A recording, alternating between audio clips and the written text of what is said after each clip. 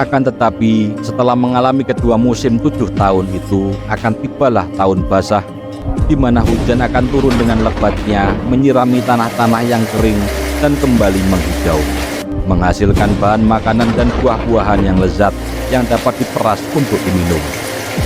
Maka jika takwilku ini menjadi kenyataan, seharusnya raja menyimpan baik-baik apa yang telah dihasilkan dalam tahun-tahun subur, serta berhemat dalam penggunaannya untuk persiapan menghadapi masa kering, supaya terhindarlah rakyat dari bencana kelaparan dan kesengsaraan.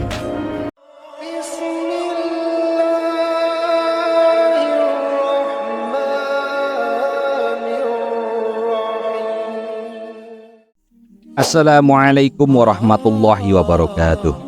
Allahumma sholli ala sayyidina Muhammad wa ala ali sayyidina Muhammad. Sahabat beriman, tonton sampai habis. Semoga Allah Subhanahu wa ta'ala semakin memahamkan kita tentang Islam melalui kisah ini sebagai bukti cintanya. Nabi Yusuf dalam penjara. Yusuf dimasukkan ke dalam penjara bukan karena ia telah melakukan kesalahan atau kejahatan, tapi karena kesewenang-wenangan penguasa yang memenjarakannya untuk menutupi dosanya sendiri.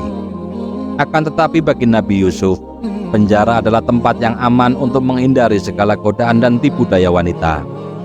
Bagi Yusuf, hidup di dalam sebuah penjara yang gelap dan sempit, di mana gerak badannya dan pandangan matanya dibatasi, adalah lebih baik daripada hidupnya tertekan. Di dalam penjara, Yusuf giat beribadah, menyembah Allah dan berdakwah, mengajarkan tauhid dan kebaikan kepada penghuni penjara yang lain.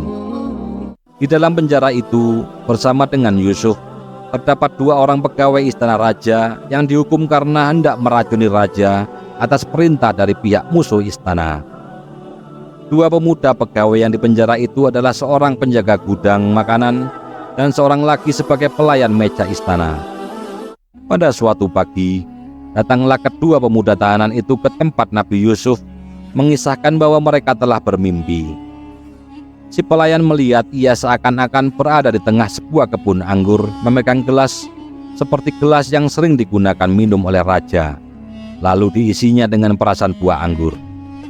Sedang pemuda penjaga gudang melihat dalam mimpinya terdapat sebuah keranjang di atas kepalanya yang berisi roti, yang kemudian disambar oleh sekelompok burung dan dibawanya terbang. Kedua pemuda tahanan itu mengharapkan dari Nabi Yusuf agar memberi takwil mimpi bagi mereka itu. Nabi Yusuf yang telah dianugerahi kenabian dan ditugaskan oleh Allah menyampaikan risalahnya kepada hamba-hambanya, memulai dakwahnya kepada kedua pemuda yang datang sebelum memberi takwil mimpi mereka. Ia mengajak mereka beriman kepada Allah, meninggalkan persembahan kepada berhala-berhala yang mereka ada-adakan sendiri. Untuk membuktikan kepada kedua pemuda itu bahwa ia adalah seorang nabi dan utusan Allah, Nabi Yusuf berkata, "Aku tahu dan dapat menerangkan kepada kamu makanan dan minuman apa yang akan kamu terima, apa jenisnya dan berapa banyaknya. Demikian pula aku dapat memberi takwil mimpi bagi orang yang kedua. Itu semua adalah ilmu yang diberikan oleh Allah kepadaku. Aku telah meninggalkan agama orang-orang yang tidak beriman kepada Allah dan mengingkari adanya hari kiamat kelak. Aku telah mengikuti agama nenek moyangku, Ibrahim alaihissalam, Ishak alaihissalam, dan Yakub alaihissalam. Tidaklah sepatutnya kami menyekutukan sesuatu bagi Allah yang telah memberi rahmat dan nikmatnya atas kami dan atas manusia seluruhnya, tetapi kebanyakan manusia tidak menghargai nikmat Allah itu dan tidak mensyukurinya." Nabi Yusuf melanjutkan dakwahnya, "Cobalah berpikir wahai saudaraku, Tuhan telah memerintahkan janganlah kamu menyembah selain daripada Allah. Itulah agama yang benar dan lurus. Tetapi banyak orang tidak mengetahui dan tidak mau mengerti. Adapun mengenai mimpimu, takwilnya adalah bahwa engkau wahai pemuda pelayan segera akan dikeluarkan dari penjara dan akan dipekerjakan kembali seperti sedia kala. Sedangkan engkau wahai pemuda penjaga gudang akan dihukum mati dengan disalib, dan kepalamu akan menjadi makanan burung-burung yang mematuknya. Demikianlah takwil mimpi kalian yang telah menjadi hukum Allah bagi kalian berdua." Kemudian Nabi Yusuf berkata kepada pemuda yang diramalkan akan keluar dari penjara, "Wahai temanku, pesanku kepadamu, bila engkau telah keluar dan kembali bekerja di istana, sebutlah namaku di hadapan raja. Katakanlah kepadanya bahwa aku dipenjara karena perbuatan zalim penguasa. Aku tidak berdosa dan tidak bersalah.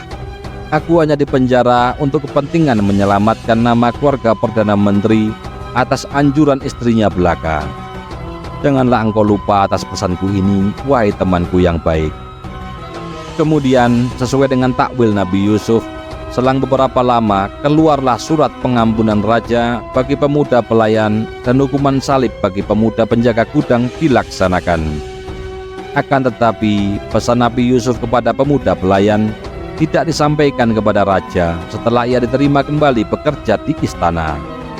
Setan telah menjadikannya lupa setelah ia menikmati kebebasan dari penjara, sehingga tetaplah Nabi Yusuf berada di penjara selama beberapa tahun lamanya, menghibur para tahanan yang tidak berdosa, mendidik mereka, dan berdakwah kepada tahanan yang telah bersalah melakukan kejahatan dan perbuatan buruk, agar mereka menjadi orang-orang baik, bermanfaat bagi sesama manusia, dan menjadi hamba Allah yang beriman dan bertauhid. Nabi Yusuf dibebaskan dari penjara. Pada suatu hari, berkumpullah di istana Raja Mesir para pembesar, penasehat, dan para arif bijaksana yang sengaja diundang untuk memberi takwil mimpi yang telah memusingkan dan menakutkan hati sang raja. Ia bermimpi seakan-akan melihat 7 ekor sapi betina yang gemuk-gemuk dimakan oleh sapi betina yang kurus-kurus. Di samping itu, ia melihat pula dalam mimpinya 7 butir gandum hijau, di sampingnya 7 butir gandum yang lain kering. Tidak ada seorang pun dari para pembesar yang didatangkan itu dapat memberi tafsiran takwil mimpi raja. Bahkan sebagian dari mereka menganggapnya sebagai mimpi kosong yang tidak ada artinya, dan menganjurkan kepada raja untuk melupakan saja mimpi itu. Pelayan raja, pemuda teman Yusuf dalam penjara, hadir pada saat pertemuan tersebut. Lalu ia teringat oleh pesan Nabi Yusuf kepadanya sewaktu ia akan dikeluarkan dari penjara, dan bahwa takwil yang diberikan oleh Nabi Yusuf tentang mimpinya adalah tepat telah terjadi bagaimana yang telah ditakdirkan. Ia lalu memberanikan diri menghampiri raja dan berkata, "Wahai Tuan Paduka, hamba mempunyai seorang teman kenalan di dalam penjara yang pandai menakwilkan mimpi. Ia adalah seorang yang cakap, ramah, dan berbudi baik. Ia tidak berdosa dan tidak melakukan kesalahan apapun. Ia dipenjara hanya atas fitnah dan tuduhan palsu belaka. Ia telah memberi takwilnya tentang mimpiku sewaktu hamba berada dalam tahanan bersamanya, dan ternyata takwilnya tepat dan benar sesuai dengan apa yang hamba alami. Jika Tuan Paduka berkenan, hamba akan mengunjunginya di penjara untuk menanyakan dia tentang takwil mimpi Tuan Paduka." Dengan izin raja, pergilah pelayan mengunjungi Nabi Yusuf dalam penjara. Ia menyampaikan kepada Nabi Yusuf kisah mimpi raja yang tidak seorang pun dari para penasihatnya dapat memberikan takwil yang memuaskan hati sang raja. Ia mengatakan kepada Nabi Yusuf bahwa jika raja dapat dipuaskan dengan takwil yang benar bagi mimpinya, mungkin sekali ia akan dikeluarkan dari penjara, dan dengan demikian akan berakhirlah penderitaannya selama bertahun-tahun di penjara. Maka berucaplah Nabi Yusuf menguraikan takwilnya tentang mimpi raja. Negara akan menghadapi masa makmur subur selama 7 tahun, di mana tumbuh-tumbuhan dan semua tanaman gandum, padi, dan sayur mayur akan mengalami masa menuai hasil yang baik, makanan berlimpah ruah. Kemudian menyusul musim kemarau selama 7 tahun berikutnya, di mana sungai Nil tidak memberi air yang cukup bagi ladang-ladang yang kering. Tumbuh-tumbuhan dan tanaman rusak dimakan hama, sedang persediaan bahan makanan hasil panen tahun-tahun subur itu sudah habis dimakan. Akan tetapi, setelah mengalami kedua musim 7 tahun itu, akan tibalah tahun basah, di mana hujan akan turun dengan lebatnya, menyirami tanah-tanah yang kering dan kembali menghijau, menghasilkan bahan makanan dan buah-buahan yang lezat yang dapat diperas untuk diminum. Maka jika takwilku ini menjadi kenyataan, seharusnya raja menyimpan baik-baik apa yang telah dihasilkan dalam tahun-tahun subur, serta berhemat dalam penggunaannya untuk persiapan menghadapi masa kering, supaya terhindarlah rakyat dari bencana kelaparan dan kesengsaraan. Setelah menerima takwil mimpi dari Nabi Yusuf, pelayan itu menghadap raja dan melaporkan semua hasil pembicaraannya. Dan raja yang mendengar dari pelayannya apa yang diceritakan oleh Nabi Yusuf tentang mimpinya, merasakan bahwa takwil yang didengarnya itu sangat masuk akal dan dapat dipercayai bahwa apa yang telah diramalkan oleh Yusuf akan menjadi kenyataan. Ia memperoleh kesan bahwa Yusuf adalah seorang yang pandai dan bijaksana. Akan sangat berguna bagi negara jika ia didudukkan di istana menjadi penasehat, membantunya mengelola kerajaan. Maka disuruhnyalah kembali si pelayan ke penjara untuk membawa Yusuf menghadap kepadanya di istana.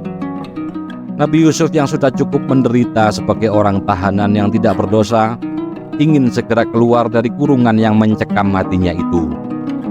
Namun ia enggan keluar dari penjara sebelum peristiwanya dengan istri Perdana Menteri negara dibersihkan terlebih dahulu, dan sebelum tuduhan serta fitnah yang ditimpakan atas dirinya diterangkan kepalsuannya ke khalayak umum. Nabi Yusuf ingin keluar dari penjara sebagai orang bersih. Raja Mesir yang sudah banyak mendengar tentang Nabi Yusuf dan terkesan oleh takwil yang diberikan tentang mimpinya, makin merasa hormat kepadanya. Mendengar tuntutannya tersebut, hal ini disebabkan pikiran raja menandakan kejujurannya, kesucian hatinya dan kebesaran jiwanya, bahwa ia tidak ingin dibebaskan atas dasar pengampunan dan belas kasihan, tetapi ingin dibebaskan karena ia bersih dan tidak bersalah. Tuntutan Nabi Yusuf diterima oleh Raja Mesir, dan segera dikeluarkan perintah mengumpulkan para wanita yang telah menghadiri jamuan makan Zulaikha.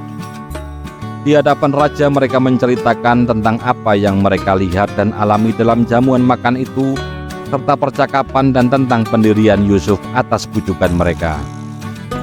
Para wanita menyatakan kesan mereka tentang diri Yusuf, bahwa ia seorang yang jujur, solih, bersih dan bukan dialah yang salah dalam peristiwa dengan Zulaikha. Zulaikha pun dalam pertemuan itu mengakui bahwa memang dialah yang berdosa, menganjurkan kepada suaminya agar memenjarakan Yusuf untuk memberikan gambaran palsu kepada masyarakat bahwa dialah yang salah dan bahwa dialah yang memperkosa kehormatannya. Hasil pertemuan raja dengan para wanita itu pun akhirnya diumumkan agar diketahui oleh seluruh lapisan masyarakat. Dengan demikian terungkaplah takdir yang meliputi peristiwa Yusuf dan Zulaikha. Maka atas perintah raja, dikeluarkanlah Nabi Yusuf dari penjara secara hormat, bersih dari segala tuduhan, sehingga ia langsung pergi ke istana memenuhi undangan raja. Wallahu a'lam bishawab. Wa sallallahu ala sayyidina Muhammad wa ala ali sayyidina Muhammad. Wassalamualaikum warahmatullahi wabarakatuh.